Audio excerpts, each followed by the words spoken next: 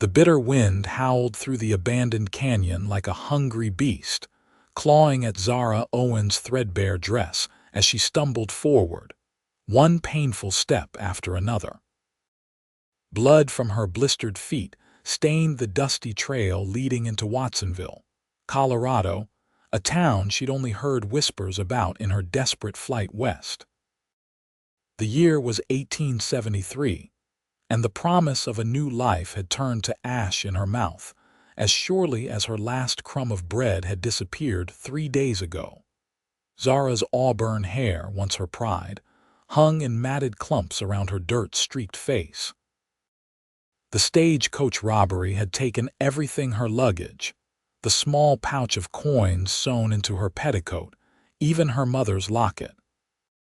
The bandits had left the passengers stranded in the wilderness, and while the others had turned back east toward the previous settlement, Zara had pushed forward, too stubborn or too foolish to admit defeat.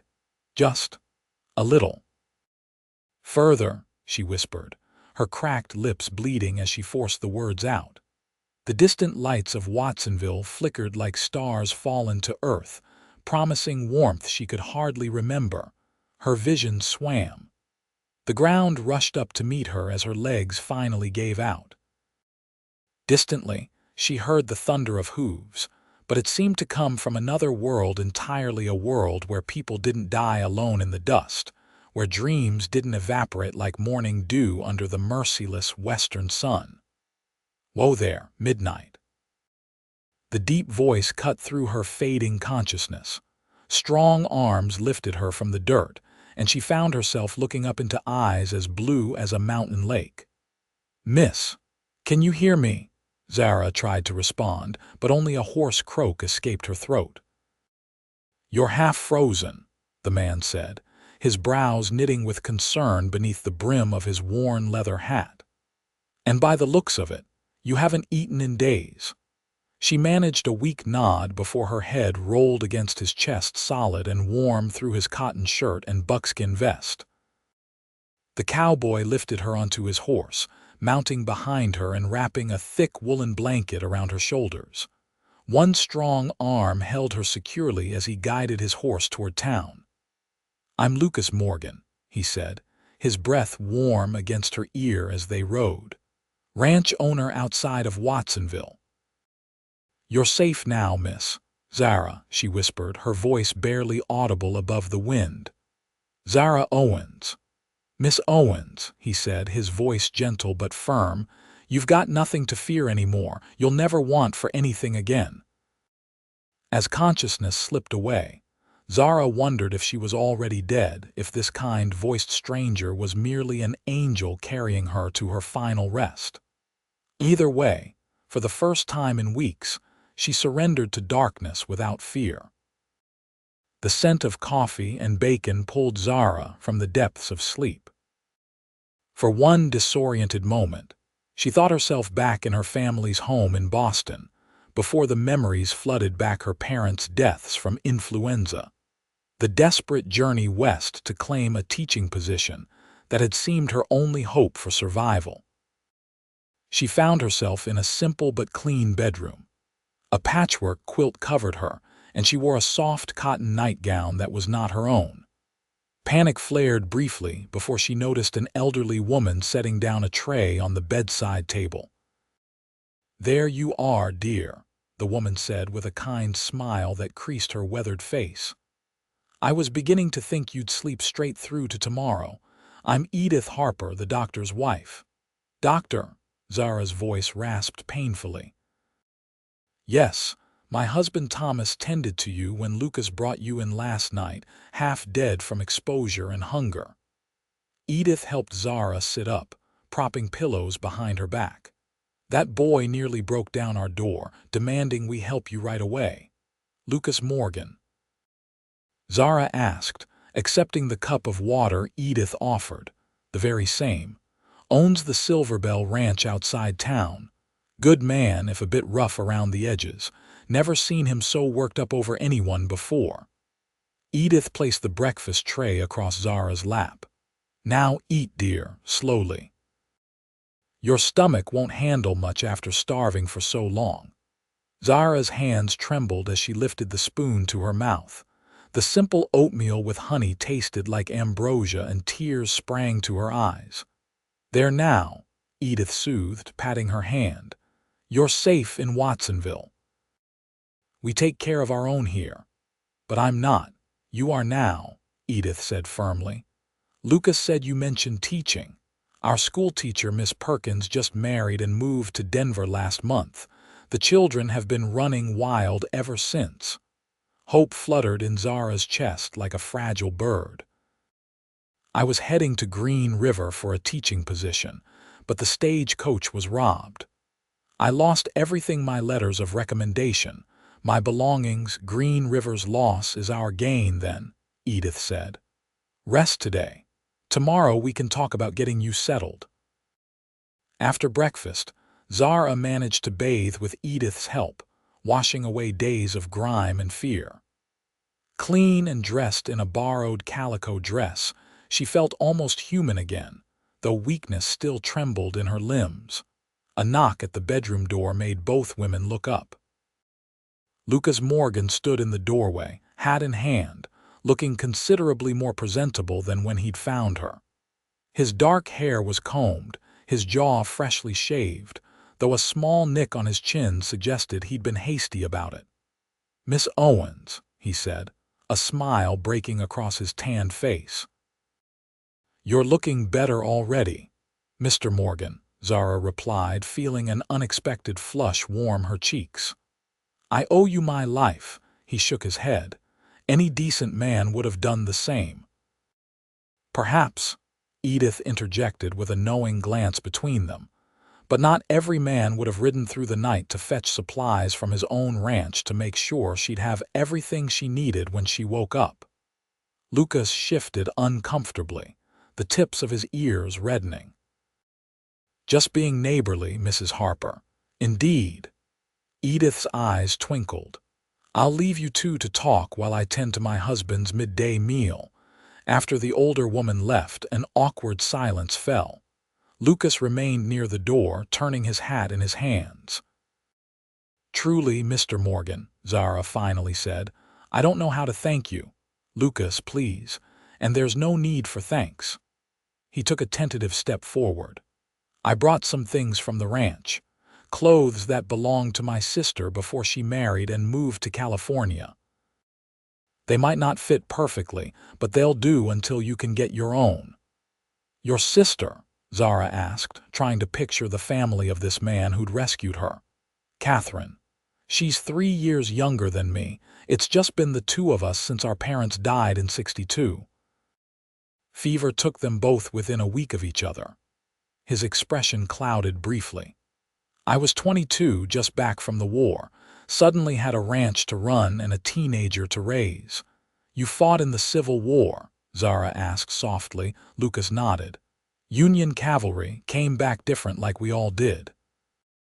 He cleared his throat. "But that's ancient history. Mrs. Harper says you're a teacher." Zara explained about her journey west, the teaching position, and the robbery that had left her destitute. Lucas listened intently, his blue eyes never leaving her face. "Watsonville could use a teacher," he said when she finished. "The schoolhouse has been empty since Miss Perkins left. Mayor Thompson's been pulling his hair out trying to find someone." "Mrs. Harper mentioned that," Zara said. "Do you really think they'd hire me without credentials?" Lucas laughed. "Miss Owens, you're educated and willing. That puts you ahead of any other candidate, seeing as there aren't any. Besides," he added with a wink, "I sit on the town council. I can be very persuasive when needed." "Why would you do that for me? You don't even know me." His expression softened. "Let's just say I recognize someone who's come through hardship with their spirit intact. That's rare out here, worth protecting." Zara didn't know how to respond to the warmth in his eyes. She looked down at her borrowed dress, smoothing it with trembling fingers. "I should let you rest," Lucas said, stepping back. "But I'll speak to Mayor Thompson today. If you're up to it, perhaps you could meet with him tomorrow." "Yes, I'd like that very much." Lucas nodded, settling his hat back on his head. "I'll be back in the morning to fetch you then." After he left, Zara leaned back against the pillows, her mind whirling. 24 hours ago, she'd been certain she would die alone in the wilderness. Now she had shelter, the promise of employment, and the memory of Lucas Morgan's smile warming her more effectively than any fire could have done. Morning brought clear skies and renewed strength. Zara chose the simplest of the dresses. Lucas had brought a modest navy blue with tiny white flowers embroidered at the collar. It was a bit loose in the waist and a touch short at the ankles, but clean and well made. "You'll want these too," Edith said, holding out a bundle. "Undergarments, stockings, and boots. Lucas brought them by at dawn, said his foreman's wife helped select them." Her eyes twinkled. "That man was up before the roosters, riding to his ranch and back just to make sure you'd be properly outfitted for your meeting today." Zara felt her cheeks warm. "He's been uncommonly kind." "Lucas Morgan is uncommonly kind to everyone," Edith replied, helping Zara with the buttons at the back of her dress. "But I've never seen him fuss over anyone the way he's fussing over you." "I'm simply a responsibility he's taken on," Zara protested. Edith hummed non-committally. "A very pretty responsibility." Before Zara could respond, they heard the front door open and Lucas's voice greeting Dr. Harper in the parlor. "Ready?" Edith asked. Zara took a deep breath, patting her hair, which she'd managed to arrange in a simple but neat knot at the nape of her neck. "As I'll ever be." Lucas stood when she entered the parlor, and the admiration in his gaze sent a flutter through her stomach that had nothing to do with hunger.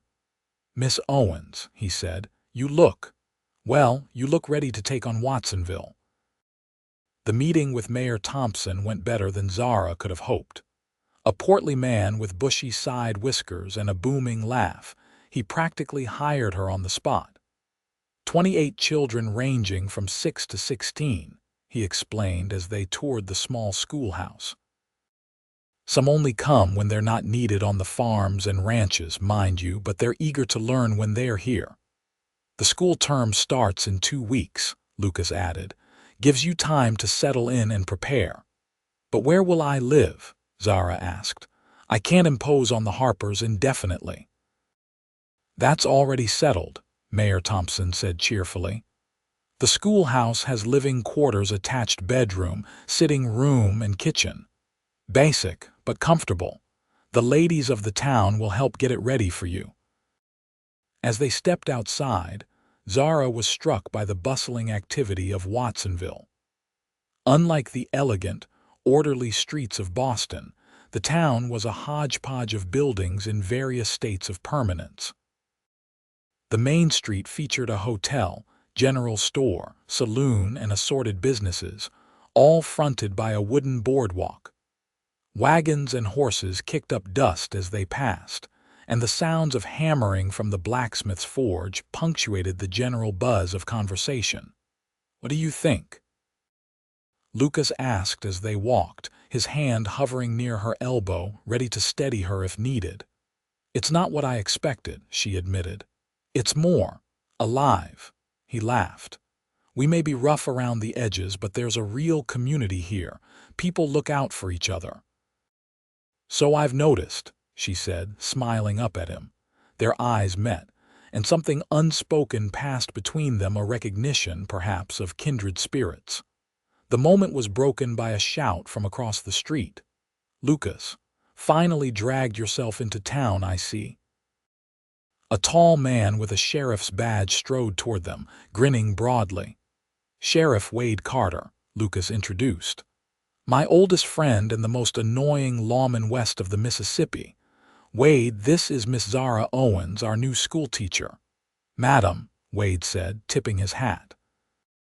"Welcome to Watsonville. Don't believe a word this scoundrel tells you about me." "Pleased to meet you, Sheriff," Zara replied, charmed by his easy manner. "Lucas and I grew up together," Wade explained. "Joined up for the war on the same day, came back and found our callings on opposite sides of the law. Opposite sides?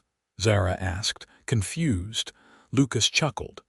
He means he upholds the law while I'm constantly breaking it with my wild outlaw ways. The wildest thing you've done in years is name that ornery bull of yours Temperance, Wade retorted. Speaking of which, you heading to the stockyard? The new breeding stock from Kansas just arrived on this morning's train. That was today. Lucas looked apologetic. Miss Owens, would you mind terribly if we made a brief detour? I've been waiting weeks for these cattle. I'd be delighted, Zara replied truthfully. The prospect of seeing more of Watsonville with Lucas as her guide was far from unpleasant. The stockyards bustled with activity, cowboys shouting, cattle lowing, the sharp smell of livestock and hay filling the air. Zara watched with interest as Lucas inspected the newly arrived bulls, his expertise evident in every question he asked the stockyard manager. There was something compelling about seeing him in his element, confident and knowledgeable. Sorry about that, he said when he rejoined her after completing his business. Breeding better cattle is a passion of mine. The future of ranching lies in hardier stock that can withstand our winters and droughts. No apology needed. It was fascinating to watch. They continued their tour of Watsonville, Lucas greeting nearly everyone they passed by name.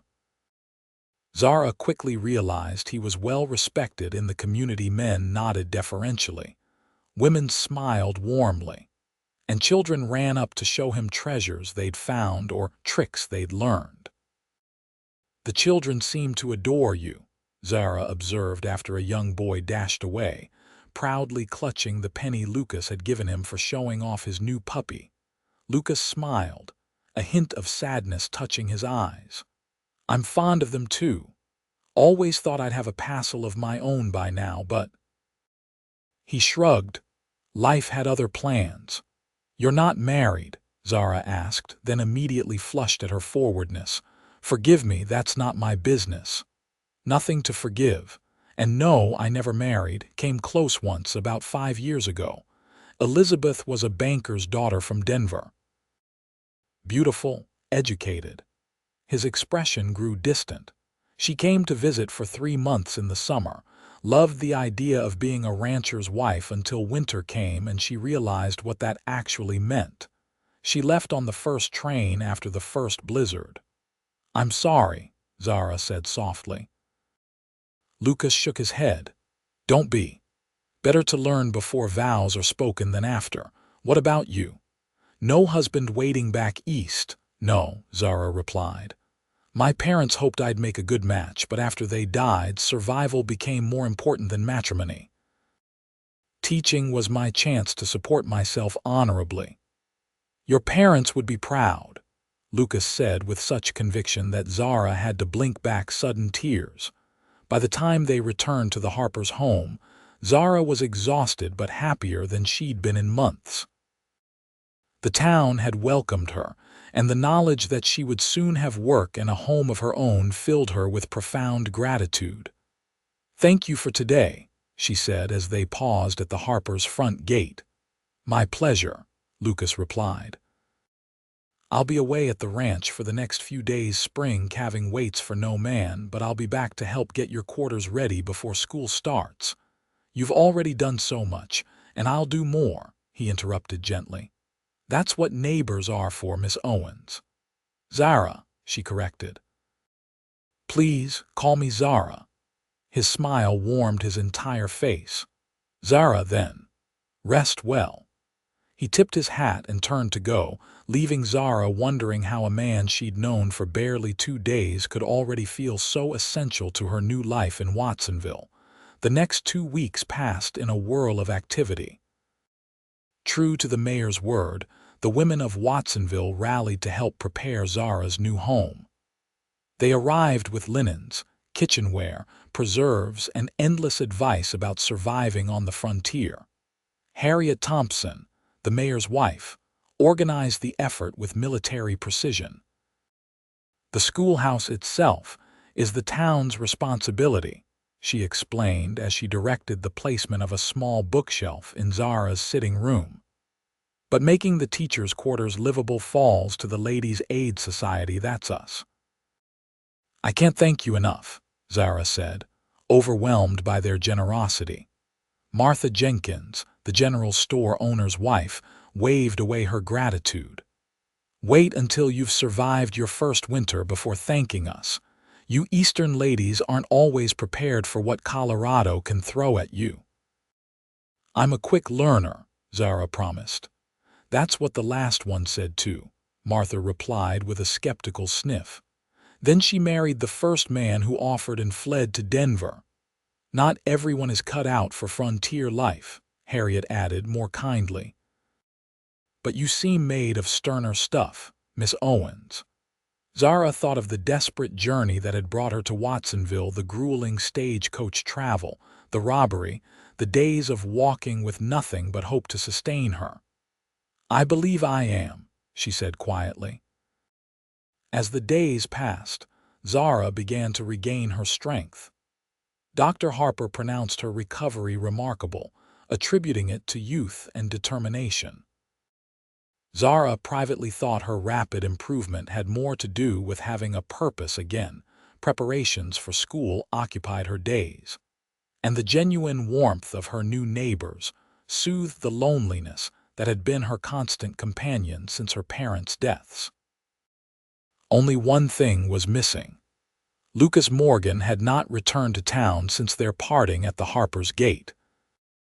Zara told herself it was foolish to miss a man she barely knew, yet she found herself watching the street for his tall figure, listening for his deep voice among the townspeople who came and went from the Harper home. Calving season, Doctor. Harper explained when he caught her glancing out the window for the third time in an hour. Lucas won't leave the ranch until it's done. Those animals are his livelihood. Of course, Zara replied, embarrassed at being so transparent. I was merely wondering if there's been any word about the bandits who robbed the stagecoach. Sheriff Carter said he would inquire. Dr. Harper gave her a knowing look but answered kindly. Nothing yet, I'm afraid, but Wade's a good sheriff. If anyone can track them down, he will. The day before school was to begin, Zara moved into her new quarters behind the schoolhouse. The rooms were small but comfortable, furnished with donated pieces that somehow formed a cohesive whole. The kitchen boasted a cast-iron stove that Martha Jenkins had taught her to use. The bedroom had a narrow but comfortable bed with a colorful quilt made by the church sewing circle. And the sitting room contained a desk for grading papers, 2 chairs, and the small bookshelf now filled with Zara's few personal belongings and books loaned by the townspeople. It's perfect, Zara told Harriet Thompson as they made a final inspection. I've never had a place that was entirely my own before. Every woman should, Harriet replied with surprising fervor. Even those of us fortunate in our marriages need a corner to call our own. Zara was hanging the last curtain when a knock at the door interrupted them. She opened it to find Lucas Morgan standing on her small porch, hat in hand, looking tired but pleased to see her. Mr. Morgan, she exclaimed, unable to hide her delight. You've returned. Just this morning, he said. Couldn't miss our new teacher's first day, could I? Harriet Thompson appeared behind Zara, a smile playing at her lips. Lucas, perfect timing. I was just telling Miss Owens that we still need firewood stacked for her stove. You wouldn't mind taking care of that, would you? I promised the mayor I'd be home to help with his speech for tomorrow's welcome picnic. Before either could respond, Harriet had gathered her things and was out the door with a cheerful, I'll leave you to it then. Zara and Lucas stared after her for a moment, then looked at each other and burst into laughter. Subtle as a stampede, that woman, Lucas said, shaking his head. Is she always so? Determined? Yes, she and my sister were great friends growing up. both of them convinced they know what's best for everyone, especially me. He glanced around her small home. This looks nice. They've done a good job setting you up. Everyone has been incredibly kind, Zara said, suddenly aware that they were alone together in her home. Propriety dictated she should suggest they sit outside, but the genuine exhaustion in Lucas's face made her hesitate. You look like you haven't slept in days. Please, sit down. I can make coffee. That obvious, huh? He smiled ruefully, taking the offered chair. 36 new calves in 2 weeks, 3 difficult births, and a pack of wolves that thought my herd looked like an easy meal. Sleep's been scarce. Zara busied herself with the coffee pot, grateful for Martha's patient lessons. Did you lose any cattle to the wolves? Just 1 calf, but we drove the pack off before they could do more damage. He rubbed a hand across his face. Had to shoot 2 of them. I hate doing that, but they won't stop once they've tasted beef. There was genuine regret in his voice, and Zara found herself touched by this man who could be both hard enough to survive the frontier and gentle enough to mourn the necessity of killing predators. How are you feeling? Lucas asked as she poured the coffee. You look radiant, actually. Watsonville agrees with you. Zara felt her cheeks warm at the compliment. I feel stronger every day, and having a purpose again, teaching that's the best medicine. Nervous about tomorrow, a little, she admitted. What if the children don't respect me? What if I can't maintain discipline? Lucas smiled, the weariness in his face softening. You'll do fine. These are good kids, even the rough ones. Most of them are desperate to learn. Their parents, too many of the adults here, never had proper schooling.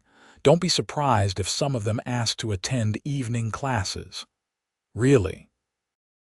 The idea had never occurred to Zara. I'd be happy to teach adults too. That's the spirit that'll make you beloved in Watsonville, Lucas said, raising his cup in a small toast. Speaking of which, I brought you something. He reached into his coat pocket and withdrew a small wooden box. A welcome gift, and maybe a good luck charm for your first day. Zara opened it to find a simple silver pendant on a chain, a small star with a tiny pearl at its center. It was my mother's, Lucas explained. Catherine has her rings and brooches, but this. I've kept it all these years, waiting for the right person to give it to. Zara stared at him, speechless. Lucas, I can't accept this. It's too precious, please, he said softly. From the moment I found you on that trail, I knew you were meant to have it, a star to guide you home. Their eyes met, and Zara saw something in his gaze that made her breath catch, longing, hope, and a question he wasn't yet brave enough to ask aloud. Thank you, she whispered, closing her fingers around the pendant. I'll treasure it always. Lucas helped her fasten the chain around her neck, his calloused fingers surprisingly gentle against her skin. The pendant rested just below her collarbone, a small weight that felt strangely right, as though it had always been meant to rest there. Perfect, Lucas murmured, his hands lingering a moment too long before he stepped back. Now, about that firewood. I should get to it before I'm too tempted to stay and talk the afternoon away. As he worked outside, stacking wood precisely by her back door, Zara found herself watching him through the window. The easy strength in his movements, the care he took with even this simple task, everything about Lucas Morgan spoke of a man who did nothing carelessly. When he finished, she insisted he stay for a simple meal. They ate bread and cheese at her small table, talking of Watsonville, the upcoming school year, and Lucas's ranch. As twilight deepened outside her windows, Zara realized with surprise that hours had passed in conversation that flowed as naturally as a mountain stream. I should go, Lucas said finally, though he made no move to rise. You need rest before tomorrow. As do you, Zara replied. Will you come to the school picnic? Wouldn't miss it for all the gold in Colorado. He stood reluctantly. Good night, Zara. Sweet dreams. Good night, Lucas, and thank you for everything." After he left, Zara touched the pendant at her throat, wondering at the strange turns her life had taken. From the brink of death to a new home and purpose in mere weeks. And now, this unexpected connection with a man unlike any she had ever known. Morning dawned bright and clear for Zara's first day as Watsonville's schoolteacher. She dressed carefully in her best dress, a slate blue that complemented her auburn hair, and pinned Lucas's star pendant at her throat for courage. The schoolroom had been swept and prepared the previous day. Fresh chalk lay on the ledge of the blackboard, and wildflowers brightened the teacher's desk in a jar one of the town children had brought by. 28 wooden desks of varying sizes waited in neat rows, and on the back wall hung a large map of the United States that Mayor Thompson had proudly procured from Denver. At precisely 8 o'clock, Zara rang the school bell. Children poured in from all directions, some neatly dressed and freshly scrubbed, others bearing the dirt and wear of morning chores on farms and ranches. They ranged from tiny 6-year-olds with wide, curious eyes to gangly teenagers trying to affect disinterest while secretly assessing their new teacher. "Good morning," Zara said when they had all found seats. "I'm Miss Owens, and I'm honored to be your teacher." A small girl in the front row raised her hand immediately. "Miss Owens, are you really from Boston? Mama says you talk like a book." Laughter rippled through the room and Zara smiled. "Yes, I am from Boston, and your mother is right, we do speak a bit differently there. My pa says you nearly died on the trail and Mr. Morgan saved you," called out a boy of about 10. "Is that true?" Zara's hand went instinctively to the pendant. "Yes, that's true as well. Mr. Morgan found me when I was in great trouble and brought me to Watsonville. I owe him my life." "Lucas is sweet on you," announced an older girl with blonde braids, setting off a chorus of giggles and hoots. "That's quite enough, children," Zara said, feeling heat rise in her cheeks. "Now, let's begin by finding out what each of you has been learning." The morning passed quickly as Zara assessed her pupils' varying levels of education. Some of the older farm children had only rudimentary reading skills, while others surprised her with their knowledge of mathematics or history. She grouped them loosely by ability rather than age, planning lessons that would challenge each group appropriately. At noon, the children spilled outside for the welcome picnic. The entire town seemed to have turned out, with tables laden with food set up under the cottonwood trees beside the schoolhouse. Mayor Thompson gave a mercifully brief speech welcoming Zara to Watsonville, and then the feast began.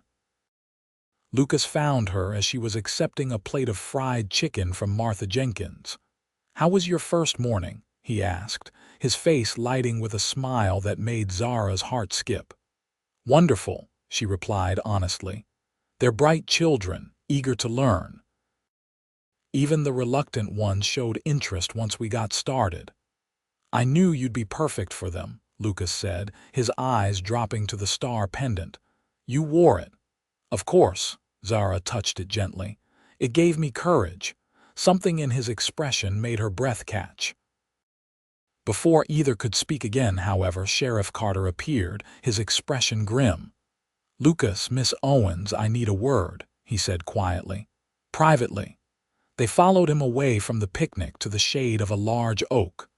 "I've had news about the stagecoach robbers," Wade said. "They've been hitting coaches all over the territory, but they made a mistake 2 days ago in Silver Creek. Tried to rob a coach carrying a federal judge. His guards killed one of them, captured another." "That's good news, isn't it?" Zara asked. "Yes and no." The captured man gave up his partners to save his own neck. They're headed this way, might already be in the area.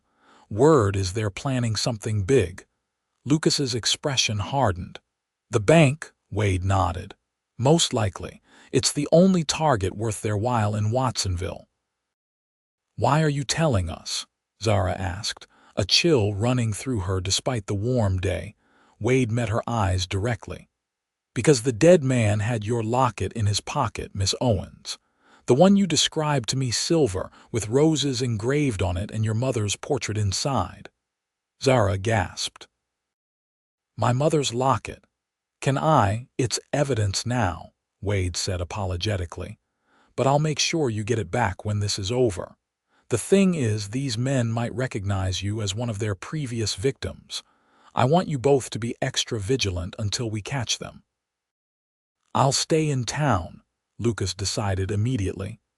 The ranch hands can manage without me for a few days. I was hoping you'd say that, Wade replied. Extra guns are always welcome, especially ones I trust. The sheriff returned to his rounds, leaving Zara and Lucas standing close together beneath the oak tree. Don't worry, Lucas said, noting her pallor. Wade's the best sheriff in Colorado. He'll catch these men before they cause any trouble. I'm not worried for myself, Zara replied. But the thought of those men in Watsonville, threatening everyone who's been so kind to me. That's who you are, isn't it? Lucas said softly. Always thinking of others before yourself. Their eyes met, and for a breathless moment, Zara thought he might kiss her. Instead, he offered his arm. Come on. Your students are waiting to show off their new teacher at the picnic. The rest of the afternoon passed pleasantly enough, but Zara couldn't shake a sense of foreboding. The stagecoach robbers were coming to Watsonville, the men who had left her to die, who had stolen her mother's precious locket. Would they recognize her? Would they seek revenge for her survival and the capture of their comrades? As the picnic wound down, Lucas walked her back to her quarters. I'll be staying at the hotel, he told her. If you need anything at all, just send word. Thank you, Zara said. But please don't append your life on my account. I'm sure Sheriff Carter is taking all necessary precautions. He is, Lucas agreed. But I'd rest easier knowing I'm close by. He hesitated, then added quietly, I've grown rather fond of our new schoolteacher. Wouldn't want anything to happen to her. The simple declaration warmed Zara more than the afternoon sun.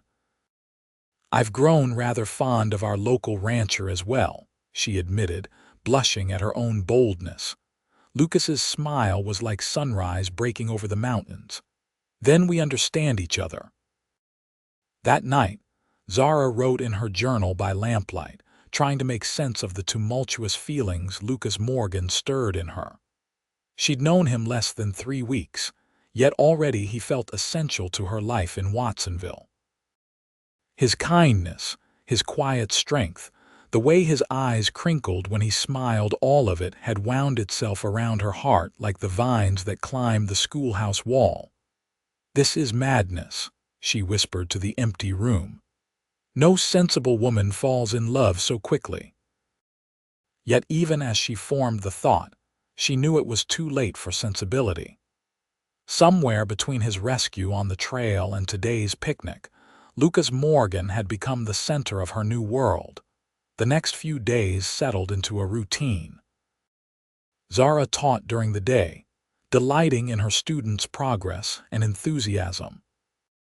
Lucas divided his time between helping Wade patrol the town and visiting the schoolhouse, often bringing small gifts, a book of poetry he thought she might enjoy. Wildflowers gathered on his morning ride, a jar of honey from his ranch's hives. In the evenings, they often walked together, sometimes with other townspeople joining them, sometimes alone. During those quiet walks, Zara learned about Lucas's dreams for his ranch, his experiences in the war, his close bond with his sister Catherine. In turn, she shared stories of her childhood in Boston, her parents' love of literature, her hopes for the future. I never expected to find this, she admitted one evening as they watched the sunset from the churchyard hill. When I left Boston, I thought teaching would be my consolation prize, a respectable way to survive after losing everything. I never imagined I might find happiness. Lucas's hand found hers, their fingers intertwining naturally. "Sometimes life's greatest gifts come when we least expect them," he said, his voice husky with emotion. 5 days after the picnic, disaster struck. Zara was teaching the older children about the Declaration of Independence when a gunshot echoed down the street. The children froze, eyes wide. "Everyone stay inside," Zara commanded, moving quickly to the windows. More shots rang out, followed by shouting from the direction of the bank. "It's a robbery!" cried one of the older boys, rushing to the window despite Zara's warning.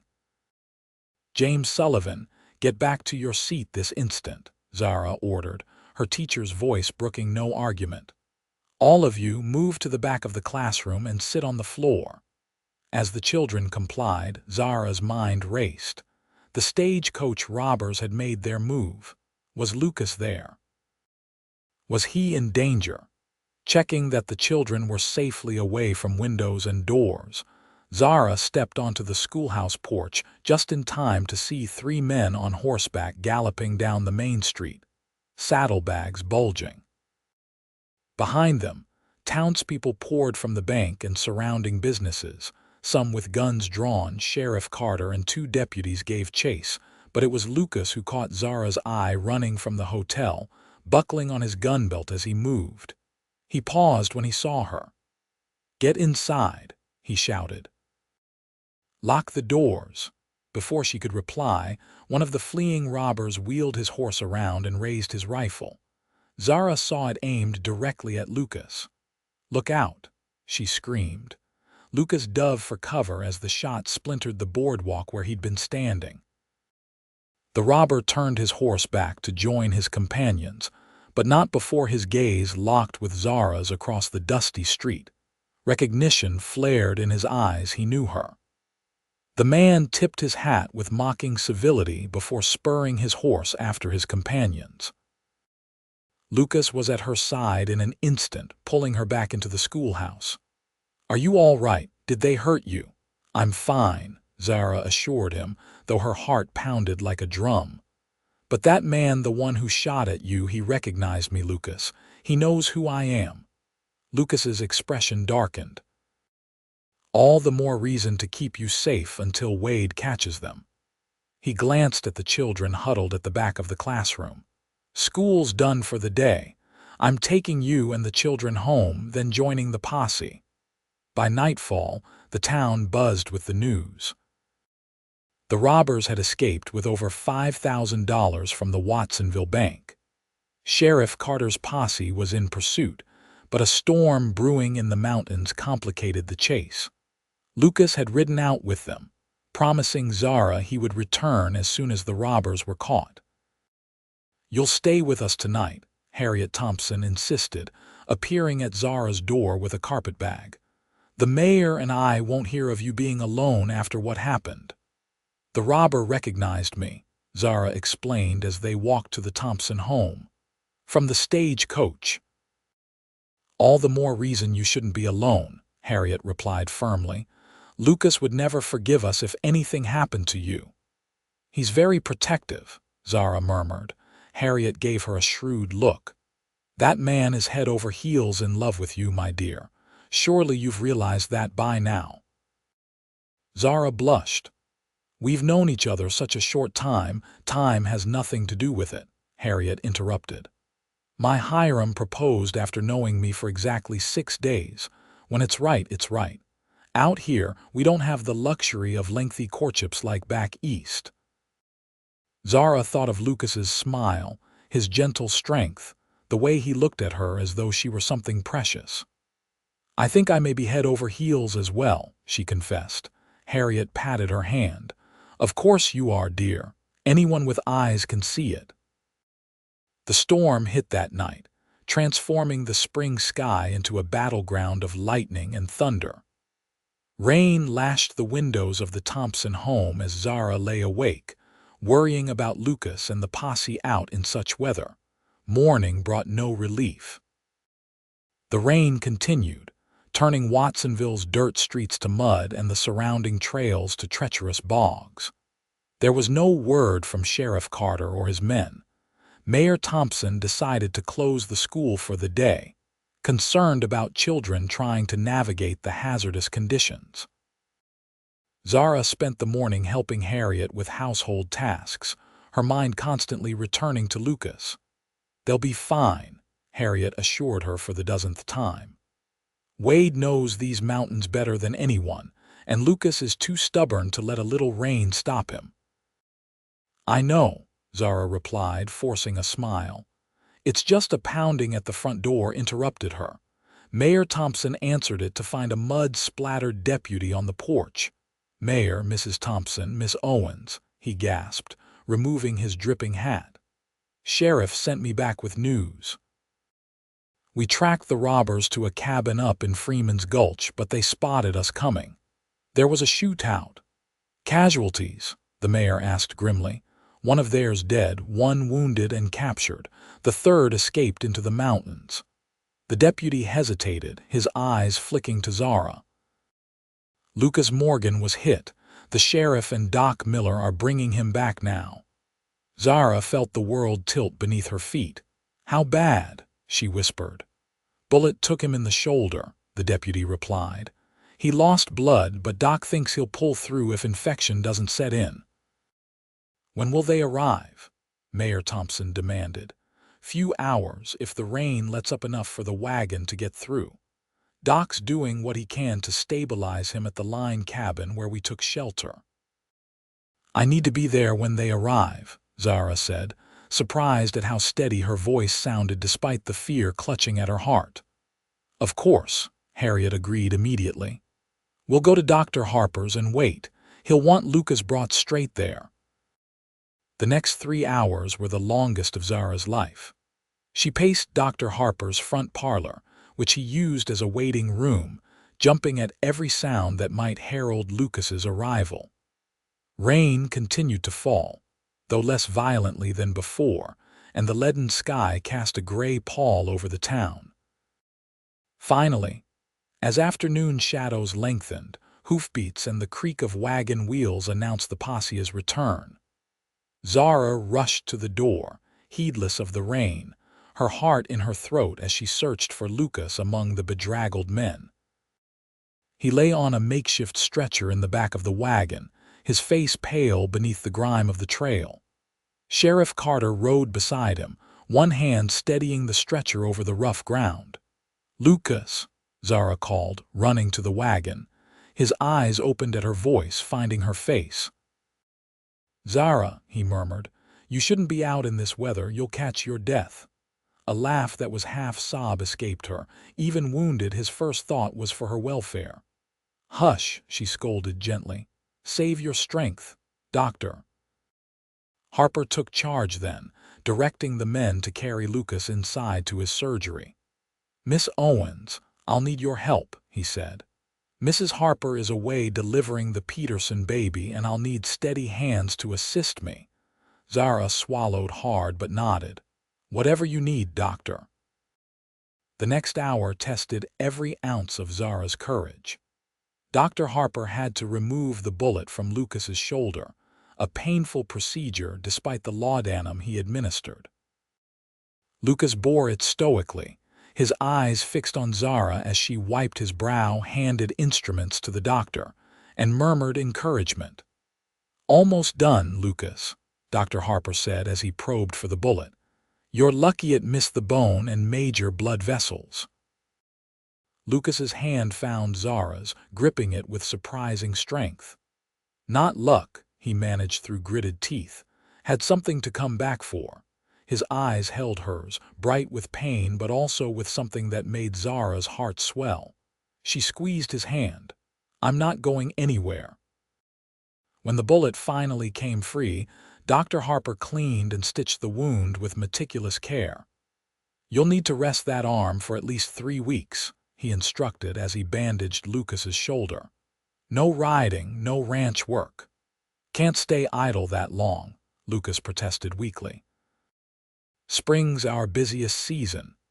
"You can and you will," Dr. Harper replied firmly, "unless you want to lose the use of that arm permanently." I'll make sure he follows orders, Zara promised, still holding Lucas's hand. Dr. Harper raised an eyebrow. Will you indeed? And how do you propose to do that, Miss Owens? Zara lifted her chin. I'll go to the ranch with him. I can teach during the week and ride out on weekends. Between myself and his foreman, we'll keep him in line. Zara, no, Lucas began. Your reputation can survive a bit of gossip if it means saving your stubborn hide, she interrupted. Besides, I'm sure Mrs. Fletcher will act as chaperone. She'd met Lucas's housekeeper, a formidable widow who ran his ranch house with military precision. Dr. Harper chuckled. I believe our schoolteacher has your measure, Lucas. Now, you need rest. You can stay here tonight, and if all looks well in the morning, you can go home with your nurse in attendance, of course. After the doctor left them alone, Lucas tugged Zara closer to his bedside. You don't have to do this, he said softly. I know, she replied, smoothing a lock of hair from his forehead. I want to. People will talk. Let them. I nearly lost you today, Lucas. That puts gossip in perspective. His eyes searched her face. What exactly are you saying, Zara? She took a deep breath, gathering her courage. I'm saying that I love you, Lucas Morgan. I know it's fast and probably foolish, but there it is. I love you, and I'm not going to pretend otherwise for the sake of propriety. Joy broke across his face like sunrise. Thank God, he whispered.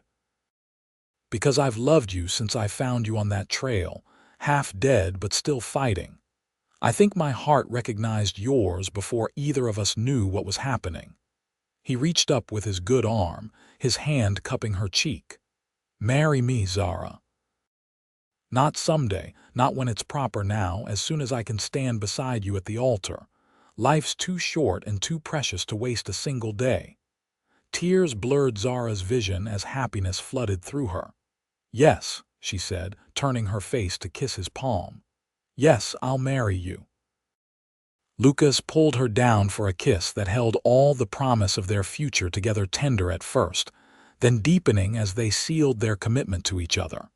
A discreet cough from the doorway made them break apart. Sheriff Carter stood there, a mix of amusement and awkwardness on his face. Sorry to interrupt what looks like a private moment, he said, but I thought you'd want to know. We got a confession from the robber we captured. His partner, the one who escaped, is planning to leave the territory on tomorrow's eastbound train. We'll be there to meet him. The one who recognized me? Zara asked. Wade nodded. The very same. He's apparently quite fixated on you, Miss Owens. Kept a sketch he made of you after the stagecoach robbery.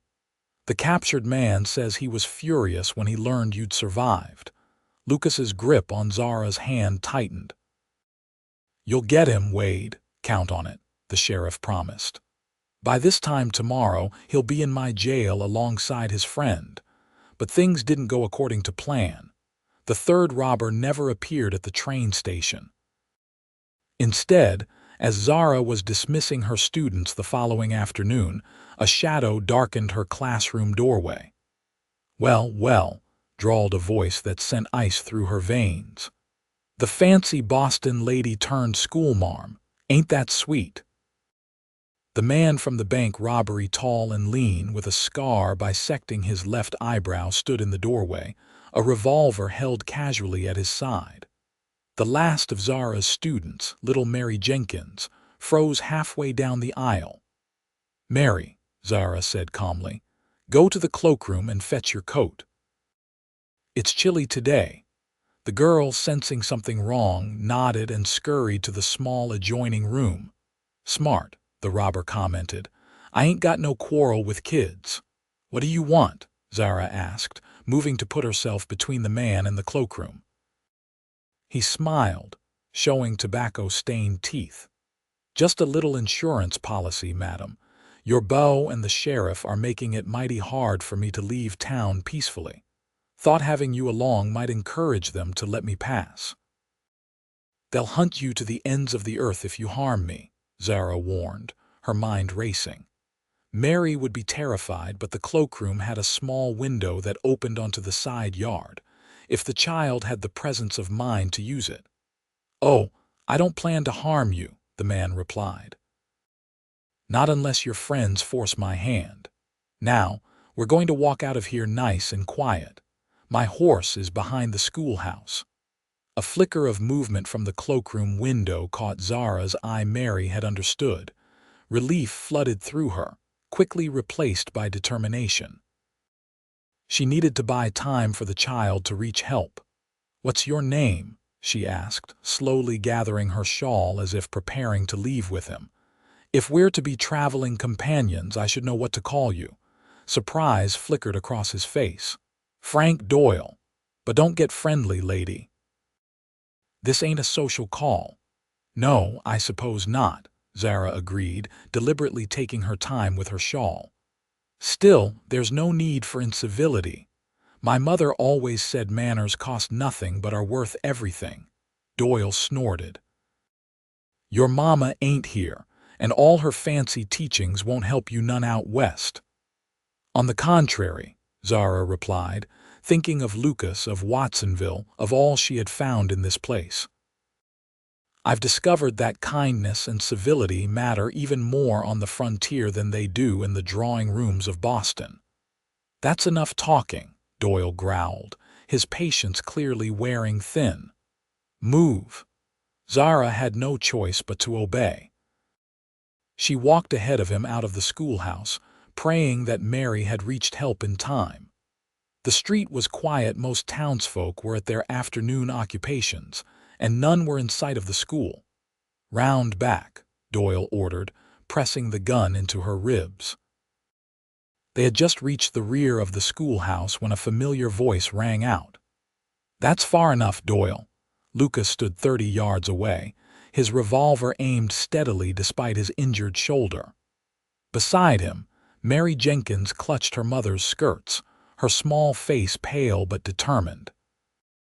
"Well, look who's up and about," Doyle called, pulling Zara against him as a shield. "Thought the doc would have you laid up for a week at least." "Let her go," Lucas said, his voice deadly calm. "There's nowhere for you to run. The sheriff's on his way with a posse." "Plenty of places to hide in these mountains," Doyle countered. "And your lady friend's coming with me until I'm clear. Drop the gun, Morgan, or I'll put a bullet in her right now." Zara felt the cold muzzle of Doyle's revolver press against her temple. Fear clawed at her throat, but she forced herself to stay calm, watching Lucas's face for any signal. His eyes met hers, a silent communication passing between them. "Trust me," his gaze seemed to say. "Always," hers answered. "All right," Lucas said, slowly lowering his gun. "Just don't hurt her." "Kick it away," Doyle ordered. As Lucas complied, Zara saw his gaze flick to something behind her and Doyle. A distraction was coming. She needed to be ready. "Smart man," Doyle said, relaxing fractionally. "Now, the lady and I are going to." Zara drove her elbow back into his stomach with all her strength. Simultaneously, a shot rang out from behind them, and Doyle's hat flew from his head. "Next one goes through your skull," Sheriff Carter's voice called from the schoolhouse roof, where he lay with a rifle trained on the robber. "Drop the gun." Doyle hesitated, his arm still locked around Zara's waist. Lucas had recovered his revolver and was advancing steadily. "It's over, Doyle," Lucas said. "Let her go and you'll live to stand trial. Hold on to her, and I swear to God you won't leave this schoolyard alive." Something in Lucas's voice, the absolute certainty of his threat, finally reached Doyle. He released Zara, raising his hand slowly. "Smart choice," Sheriff Carter called, climbing down from his perch. "Miss Owens, step away from him, please." Zara didn't need to be told twice. She moved quickly to Lucas, who kept his gun trained on Doyle with his good arm while his wounded one pulled her close against his side. "Are you hurt?" he asked urgently, his eyes never leaving the robber. "No," Zara assured him, though she was trembling with delayed fear. "I'm fine." Wade Carter approached cautiously, his own revolver drawn. "Frank Doyle, you're under arrest for bank robbery, stagecoach robbery, attempted kidnapping, and being too damn stupid to know when you're beaten." As the sheriff handcuffed the sullen robber, Lucas finally holstered his gun and turned to Zara, his hands gentle as they cupped her face. "You were incredible," he said. "I saw what you did, keeping him talking, signaling to me with your eyes. You're the bravest woman I've ever known." "I was terrified," Zara admitted, "but I knew you'd come." "Always," Lucas promised, touching his forehead to hers. "I will always come for you." Zara Owens. 2 weeks later, on a perfect spring morning, Zara stood before the mirror in Harriet Thompson's guest bedroom, hardly recognizing the woman who looked back at her. The dress was borrowed Catherine Morgan's wedding gown, sent by express from California when Lucas's sister learned of their engagement. It was simple but elegant, ivory satin with delicate lace at the collar and cuffs. "You look beautiful," Harriet said, adjusting the wreath of wildflowers that crowned Zara's auburn hair. "Lucas won't know what hit him." "I still can't believe this is happening," Zara confessed. 6 weeks ago I was dying on a trail, and now you're marrying the best man in Colorado," Harriet finished for her. "Life has a way of surprising us, especially out here." A knock at the door heralded Mayor Thompson, who would escort Zara down the aisle in the absence of her father. "Ladies," he said, beaming, "the church is full to bursting, and I believe we have a nervous groom waiting at the altar." "Lucas nervous?" Zara laughed. "I can't imagine it. Pale as milk and fidgeting like a schoolboy," the mayor assured her. "Wade's threatening to handcuff him to the pulpit to keep him from pacing." The church bells began to ring, signaling it was time. Harriet hugged Zara tightly. "Be happy, my dear. You both deserve it." The small church was indeed packed, with townspeople filling every pew and standing along the walls.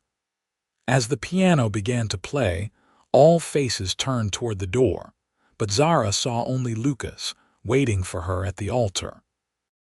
His injured arm was still in a sling beneath his new black suit, but he stood tall and proud, his eyes never leaving hers as she walked toward him. The love in his gaze was so palpable, so absolute, that Zara felt it like a physical embrace. When she reached him, he took her hand, lifting it to his lips before turning to face the preacher. "You're a vision," he whispered. The ceremony was simple but heartfelt. They exchanged vows in clear, steady voices, promising to love and cherish each other through all the challenges that life might bring. When Lucas slipped the ring onto her finger, a gold band that had belonged to his grandmother Zara, felt as though her heart might burst with happiness. "I now pronounce you man and wife," the preacher declared. "Mr. Morgan, you may kiss your bride." Lucas didn't hesitate. His good arm circled her waist, drawing her close as his lips met hers in a kiss that held all the promise of their future together.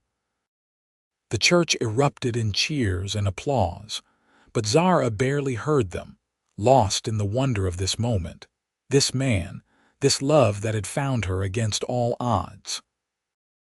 The celebration afterward was everything a frontier wedding should be: abundant food, lively music, dancing that continued long into the night. Lucas and Zara moved among their guests, accepting congratulations and well wishes, but always returning to each other, as if unable to bear separation for too long. "Happy, Mrs. Morgan?" Lucas asked as they finally took a moment alone on the porch of the hotel, where they would spend their first night as husband and wife. "Deliriously," Zara replied, leaning into his embrace. "I never imagined I could be this happy."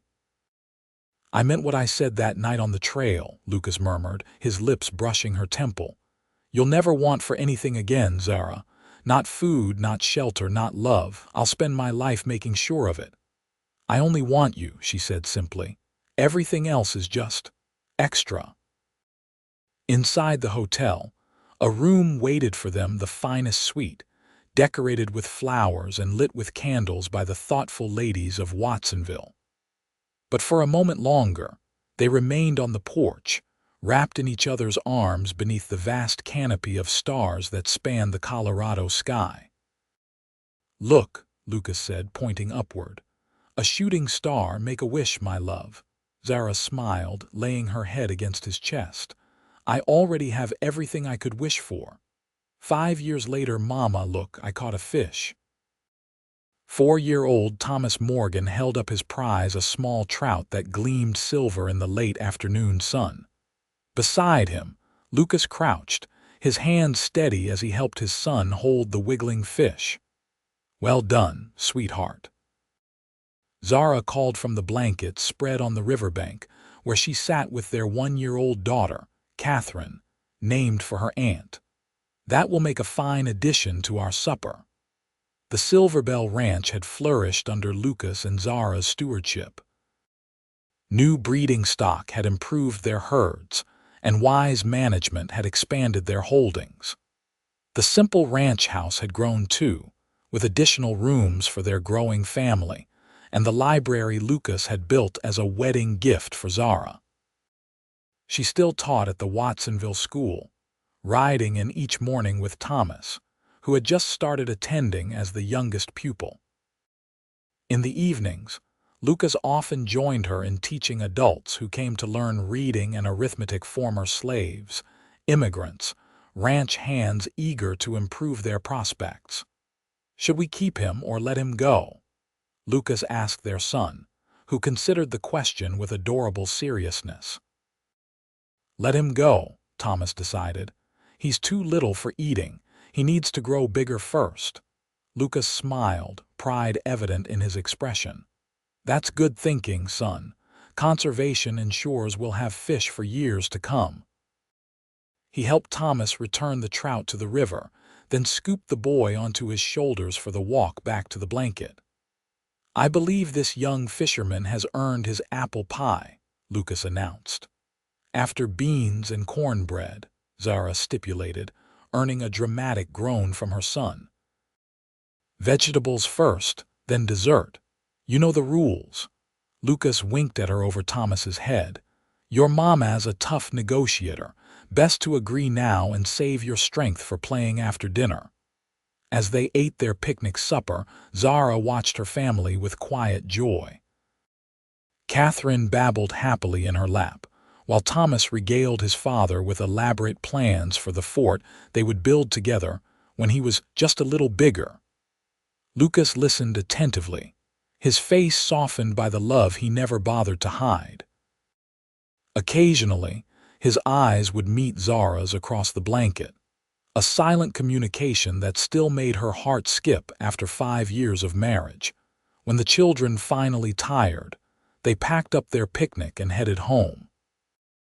Thomas rode in front of Lucas on his gentle mare, while Zara carried Catherine in a sling across her chest as she rode her own horse.